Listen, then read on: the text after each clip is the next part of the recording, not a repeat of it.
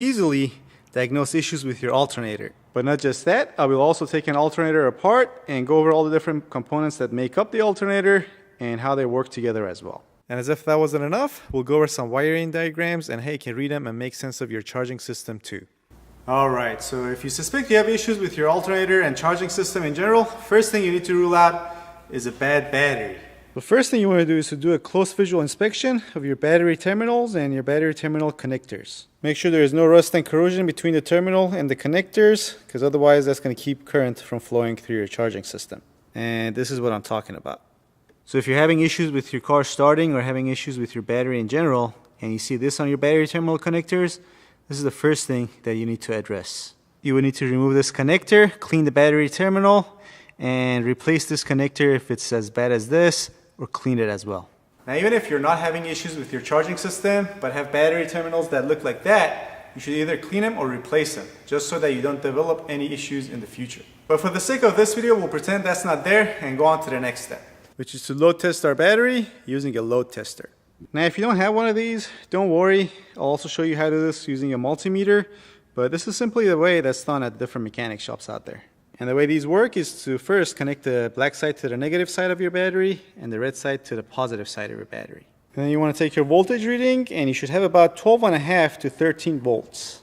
And that's because, contrary to popular belief, a fully charged car battery is supposed to have 12.6 volts and not 12 volts. Because as you can see here, modern car batteries are made up of 6 2.1 battery cells connected in series together. Alright, next you want to press this button and hold it for 10 seconds, putting your car battery under load. And after 10 seconds, you want to see your reading. And as you can see, our voltage drop was down to about 10.7 volts, which indicates that we have a good battery that's capable of putting out enough amps. Now if the needle had dropped below 10 volts, it would be clearly in the weak area, which would mean the battery needs to be recharged. And if it had dropped below 9 volts, it would pretty much mean you have a bad battery and you should replace it. Now if you find that your battery is weak and needs to be recharged, don't think that you can simply drive your car and have your alternator recharge your battery. A lot of times it doesn't work that way. What you'll need to do is to trickle charge your battery using a battery charger like this. Now if you don't have a battery charger, you can obviously remove your battery, take it to your local auto parts store, and they'll recharge your battery for you. But I find that these battery chargers pay for themselves. Even if they get you once out of the jam, it's already paid for. And in fact, if you're interested in one of these and how much they cost, along with any other tools or products I'm going to be using in this video, I'll put links to them in the description box down below, so don't be afraid to click on them and check them out. Now let me show you how you can test your battery using a simple multimeter as well. First thing you want to do is to obviously turn on your multimeter, then you put your dial at 20 on the DC voltage scale. Then you want to put your red test lead on the positive side and the black test lead on the negative side and take your voltage reading. As you can see, we got 12.6 volts, which is about perfect. Now if you get a reading that's more than 12.6 volts, have no fear. That's simply surface charge on your battery terminals. However, if you want to have an accurate testing procedure, you'll need to get rid of that surface charge. And you can easily do that by turning on your headlights until you read 12.6 volts at your battery. Next, I'm going to use a couple of these wires with these alligator clips at the end of them to attach my test leads to my car's battery, like this. And next we want to get in our car and start the engine. And right when we crank the engine, in the first second or so, we want to make sure and write down how low our battery voltage gets. And we're basically load testing our battery using our starter, because at no time is the battery under more stress than the time your starter tries to get your engine going from a dead stop. And once again, we don't want to see our voltage to dip below 10.5 volts.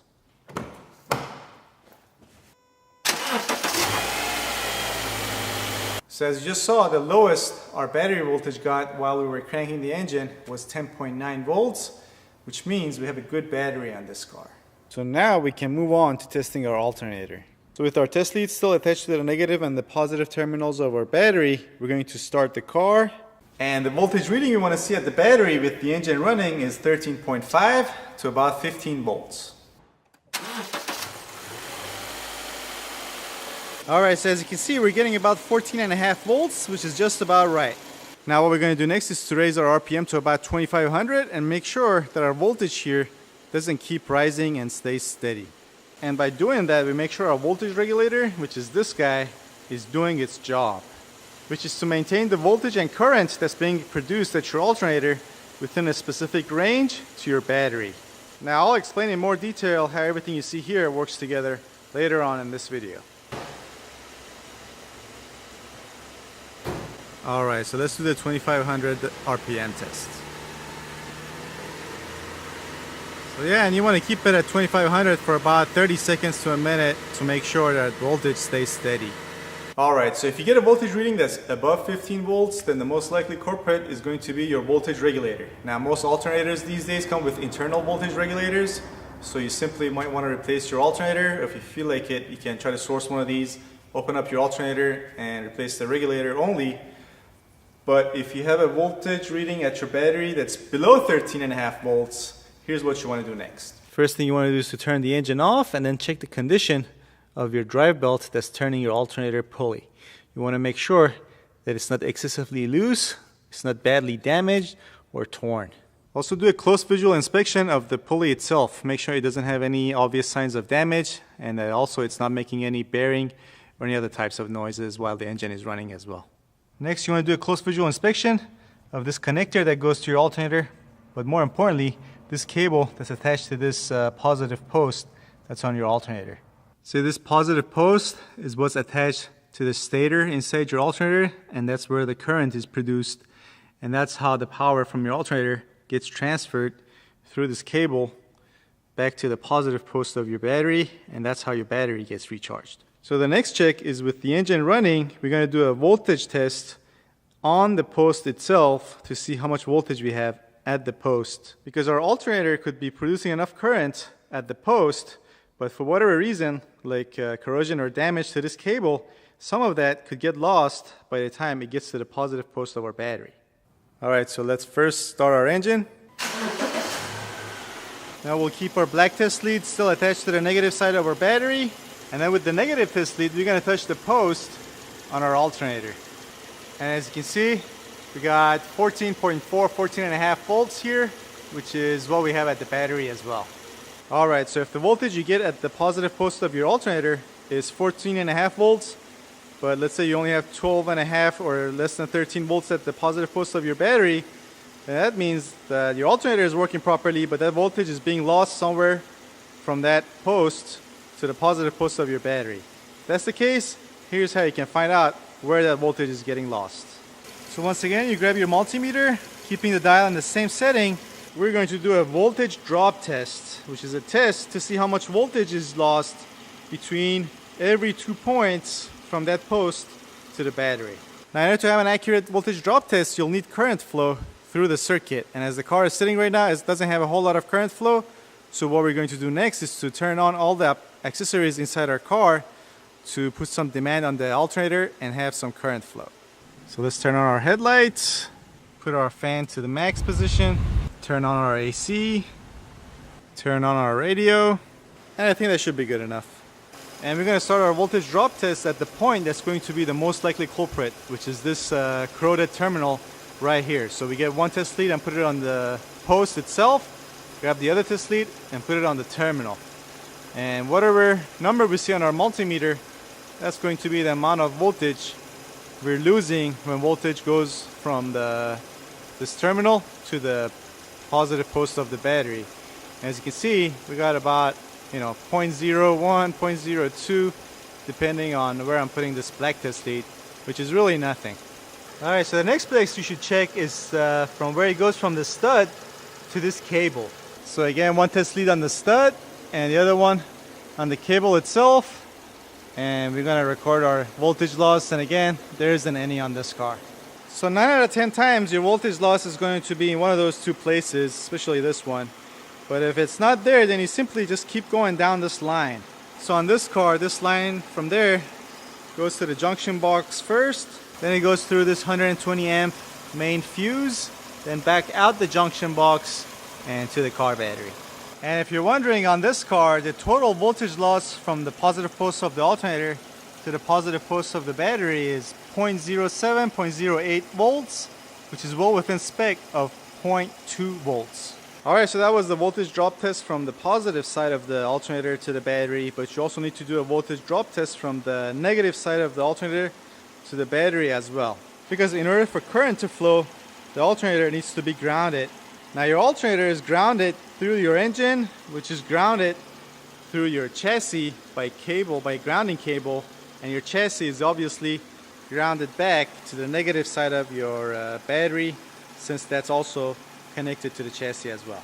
So in order to test the ground circuit, you put one test lead on the negative side of your battery and grab the other test lead and put it on the case of your alternator. And if you get a reading, you want to make sure it's not above 0.2 volts. And as you can see here, we have no voltage loss whatsoever. And if you get a reading that's above 0.2 volts, you want to check your alternator to your engine. So you get one test lead on the alternator casing, grab the other one, put it on your engine, and see how much voltage you lose there. Then you can simply work your way back too. You go from the engine to the chassis. And by the way, on the chassis side, you can put your test lead on any of these bolts or screws that are bolted into your chassis. And then you do a voltage drop test from your chassis to your negative battery terminal as well. You'll find the voltage drop, believe me. 9 out of 10 times, it'll be at your battery terminals. Make that 95 out of 100 times. Alright, so that's how you do a voltage drop test to see where you're losing voltage when you go from a working alternator to the post of your car's battery. But now let's move back a little bit and go to where we checked voltage at the positive post of our alternator while the engine was running, and let's say that we only have battery voltage or just below battery voltage at this post. If that's the case, you could have a bad alternator, but before you condemn the alternator, you need to check and make sure that the actually voltage is being supplied to the voltage regulator inside your alternator through the connector that's on there.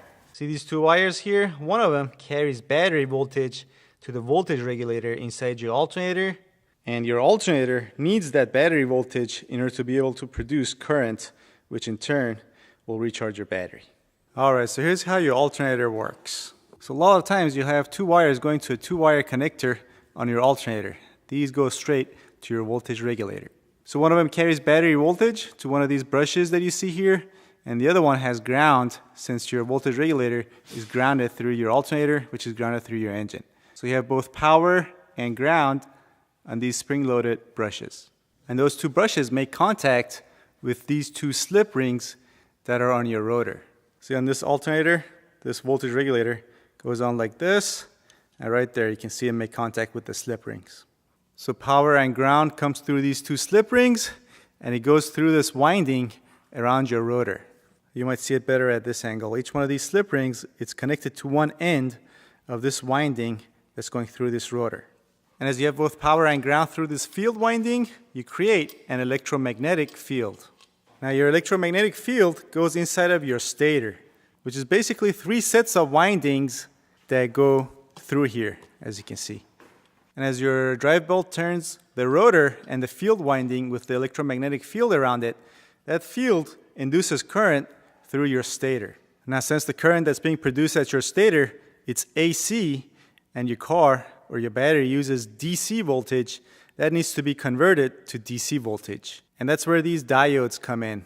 You have 2 diodes for each winding that's going through this stator, and since you have 3 windings, you have 6 diodes in total, which turn that AC current into DC. And this piece with the diodes in it, it's called a rectifier. And then from there, that DC voltage or current goes from this positive post of your alternator back to the positive post of your battery and recharges your battery. Now, since your engine spins at different RPMs, it's going to vary greatly the amount of current that's going to get produced at your stator. But that's where your voltage regulator comes in. It varies the voltage that's going through your rotor based on how fast or how much current is being produced at your stator, and make sure that current or voltage stays within a certain range. So in so many words, if you don't have battery voltage going to your alternator, you're not going to have an electromagnetic field, and you're not going to be able to produce any current. Now, lucky for you, checking for that is pretty easy. What you want to do is to get in your car, put your key in the ignition and turn it to the on position.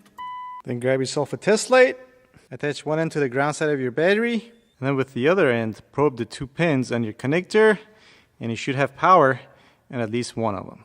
If you don't have power there, next thing you need to check is the fuse for your alternator at your junction box. Alright, so now let's make sense of it on a wiring diagram as well. Now this wiring diagram is for an F-150, since I don't have the wiring diagram for this Subaru that we got here today, but they work very similar to each other. So here's the power side that comes in, goes to a fuse through your junction box, and it gets fit to your regulator here. It also gets split off from this side and goes to your brushes. These are supposed to be your brushes on this diagram, which go to your rotor. This here is your stator, the 3 windings inside there. As they spin, they produce current, which goes through these diodes and goes back around, out of this B plus, or the positive post of your alternator, back to your battery. Now, similar to this Subaru, there's also a second wire in that connector. The second wire is for the battery warning lamp that's inside your cluster. Talking about that guy right there. So when you turn your key to the run or start position, you allow current to flow through this fuse to this lamp inside your dash. Now when the engine is not spinning, your voltage regulator grounds this wire and illuminates the battery warning lamp inside your dash.